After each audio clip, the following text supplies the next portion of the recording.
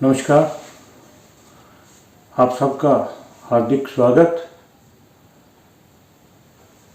भावों के श्लोकों की व्याख्या और चर्चा चल रही है। हम सप्तम भाव के अब तक 7 श्लोक कर चुके हैं। 3 श्लोक आपके समक्ष और हैं और इसके अलावा और बहुत श्लोक हैं। सो कृपया बृहत्होराप्राशन में जाकर सप्तम भाव के अध्ययन में जाकर आप उसका स्वयं अध्ययन कर सकते हैं।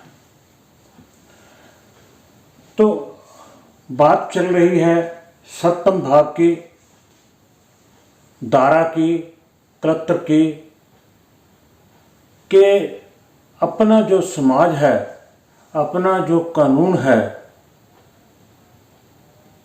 वो इस बात की इजाज़त नहीं देता कि आप एक से ज़्यादा शादी कर सकें। किसी दायरे में रहकर अगर आपकी पत्नी का देहांत हो गया, मृत्यु हो गई है, तब आप दूसरी शादी कर सकते हैं, या पहली से आपका डाइवोर्स, तलाक हो गया है, तब भी आप दूसरी शादी कर सकते हैं।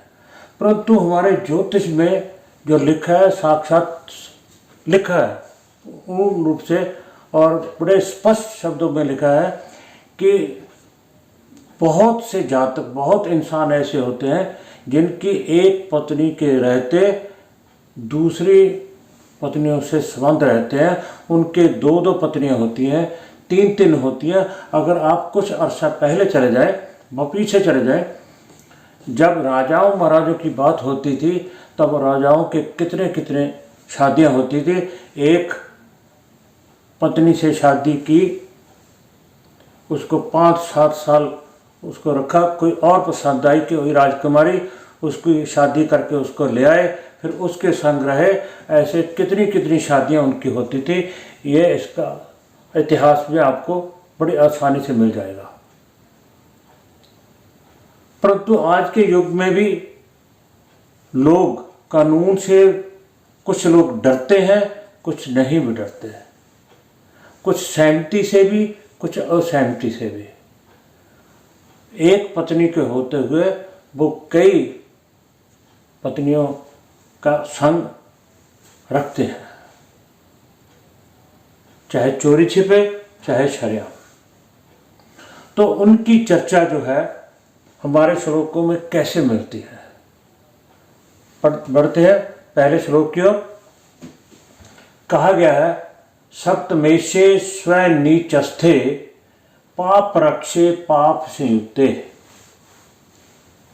सप्तमेशे, सप्तम भाव का स्वामी, कोई भी राशि हो, सूर्य से लेकर शनि तक जो भी राशि होगी, उस राशि का स्वामी जो होगा सप्तमेश कहलाएगा।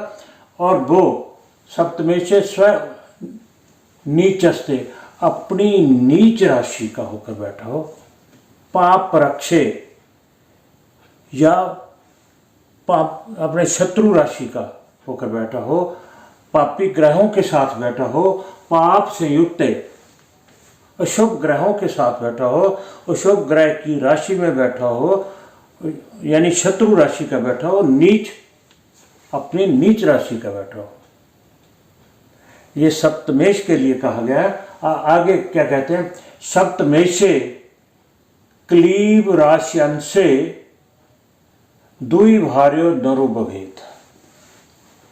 क्लीब राश्यंसे, क्लीब राश्यंसे का अर्थ है, क्लीब का अर्थ है शनि और बुध।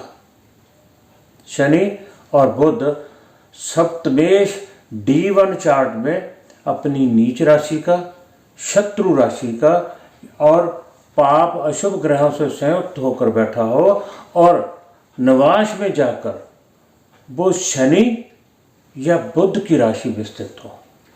क्लिब राश्यांशे, क्लिब का अर्थ है शनि बुध, मैंने यहां लिख रखा है शनि और बुध। शनि और बुध की राशि में गया हुआ हो तो क्या होता है, उस जातक की 2 पत्नियां होती हैं। ये नहीं कहा कि उसकी डेथ होगी, डाइवोर्स की, इसकी कोई चर्चा नहीं। उन्होंने स्पष्ट रूप से कहा है कि अगर सप्तमेश अपनी नीच राशि का होकर, शत्रु राशि का होकर पाप से युक्त बैठा हो, परंतु नवाश में जाकर वो शनि या बुध की राशि का स्थित है, तो ऐसे इंसान की 2 पत्नियां होती हैं। पीछे जब कुंडली विश्लेषण था उसमें भी बताया गया है, मैंने वहाँ भी चर्चा की गई है। अगर सप्तमेश नवाश राशि में बुध या शनि राशि का कोई चला जाए तो उसकी 2 पत्नियां होती हैं, उसकी 2 पत्नियां होती हैं।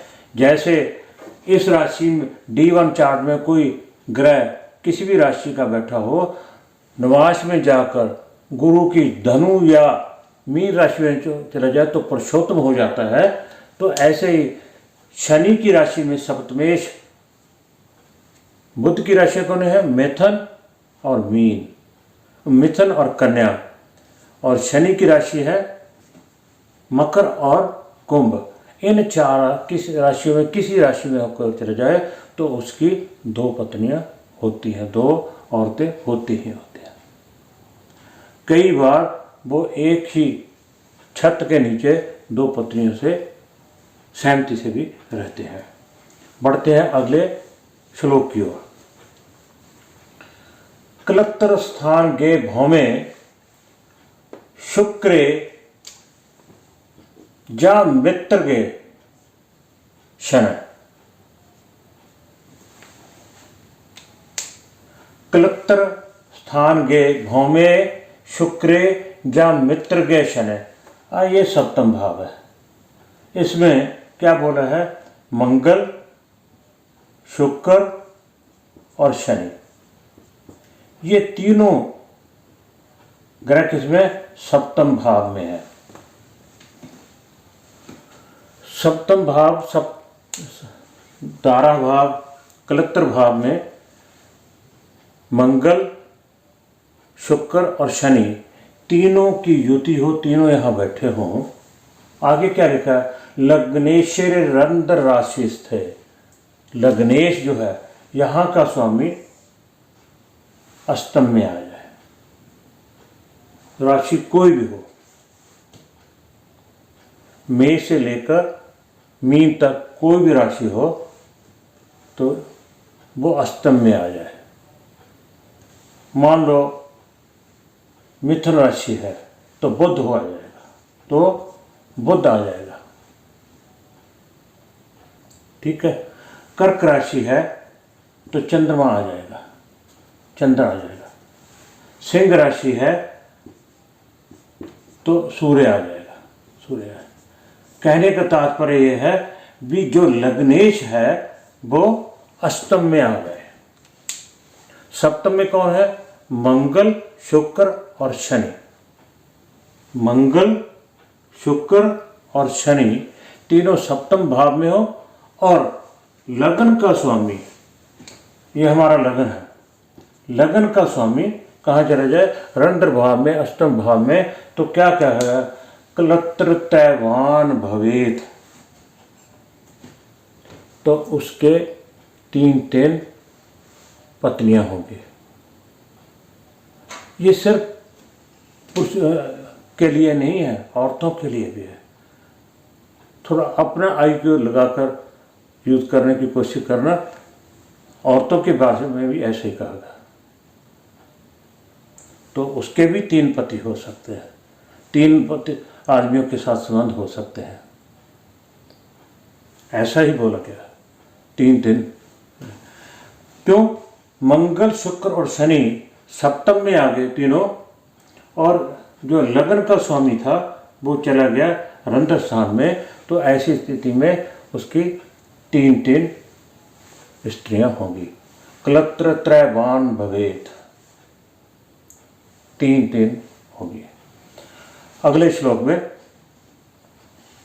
द्विषभाव गते शुक्रे, द्विषभाव गते शुक्रे स्व उच्चे तद राशि नायिके, तद राशि यहाँ रो चाहिए था, तद राशि नायिके।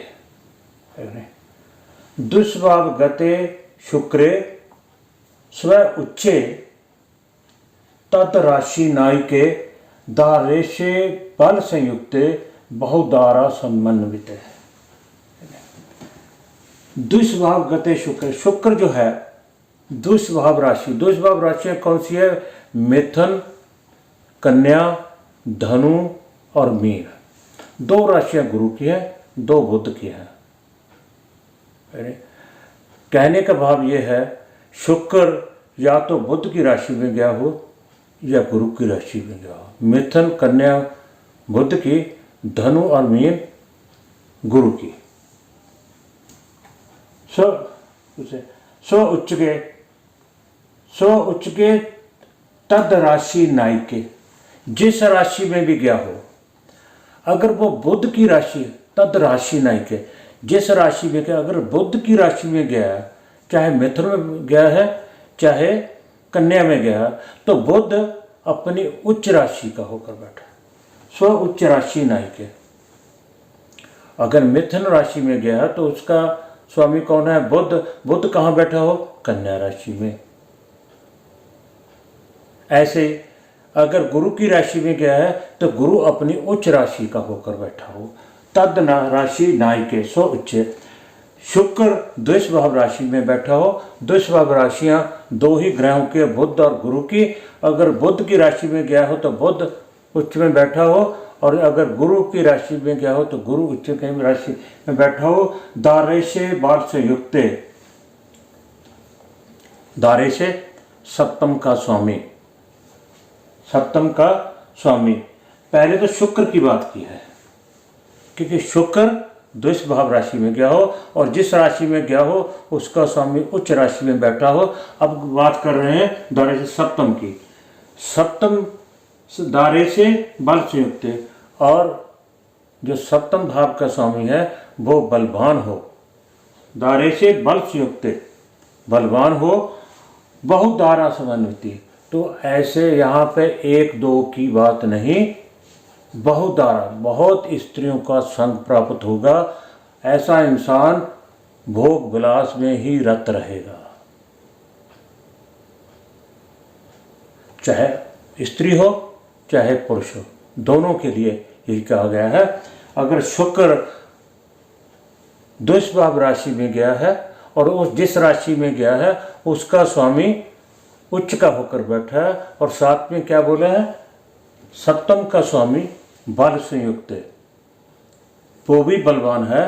तो ऐसे जातक के कई कई संग होंगे। स्त्री है तो कई पुरुषों के साथ उसका संग होगा, अगर पुरुष है तो कई कई स्त्रियों का, बहुदारा समन्विति, कई कई स्त्रियों से संबंध होंगे। वो कामना में रत रहेगा, भोग विलास में रत रहेगा, ऐसा शास्त्रों में बताया गया है। तो ये थे सप्तम भाव के श्लोक। अगले भाव में अगले पाठ में अगले भाव के जो हैं श्लोकों की चर्चा की जाएगी। तो आप सबका बहुत बहुत धन्यवाद। कृपया पाठ को क्रम से देखें। अगर एक बार समझ ना आए बात, कोई दिक्कत हो तो फ़ोन या मैसेज कर सकते हैं, लिंक कमेंट भी कर सकते हैं। तो आपका बहुत बहुत शुक्रिया। नमस्कार।